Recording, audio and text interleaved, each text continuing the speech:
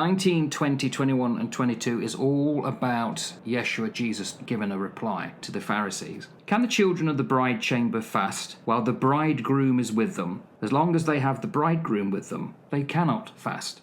Who's the bride? Who's the bridegroom? They're very important questions. When you look at this response, this may seem on the surface to be quite a reasonable response, because the question was around fasting, right? So if you're going to show an opposite to fasting, you show feasting. And Yeah. where do you show feasting? Well, you show feasting at a wedding, because they're great. So on that surface level, that's really fine. What was contained in that response in terms of the significance of the symbology that would have been relevant to the Jewish listener of the day? What would the hidden inferences and meaning have been that we miss, that we gloss over? You know, you've identified that we've got two groups in the wedding. You've got the guests, which is referred to here as the children of the bride chamber, and you've got the bridegroom. Those are the two groups that we've got. And so it's pretty clear, as I see it, from the way that Jesus is using the terms, that what he's actually about to do is he's about to show himself to be the bridegroom in this analogy, because he asks the questions. As long as they have the bridegroom with them, they cannot fast. Why don't your disciples fast? Well, as long as they have the bridegroom with them, they won't fast. So who's the bridegroom? He is. Yeah. He's actually turning it back on them. And so he's making himself the bridegroom. Ooh, now that's really interesting, because in Jewish thinking, how did that stack up? Who was the bridegroom? I don't know what Fruchtenbaum says. Messiah, the bridegroom, was physically present, and as long as he was present, there simply would not be any room for fasting. Throughout the Tanakh,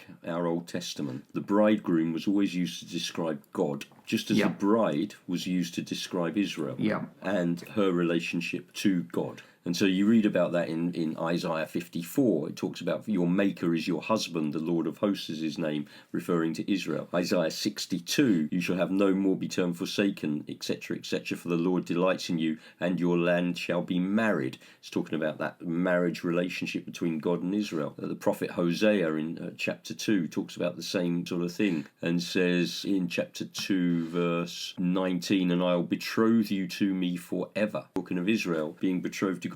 And so when Jesus gives that sort of response back to the Jewish listeners, I think that their mind would have gone into, hang about a minute, the bridegroom, we're Israel, we're the lost sheep of Israel that he's talking to, the bridegroom is God. And I think even he might have been drawing on teaching of John the Baptizer too, when speaking of the coming Messiah, does so linking Messiah with the bridegroom. In John 3, he says the one who has the bride is the bridegroom, the friend of the bridegroom who stands and hears from, rejoices greatly at the bridegroom's voice. So Jesus, being asked this question on fasting, starts to display himself as the bridegroom of Israel.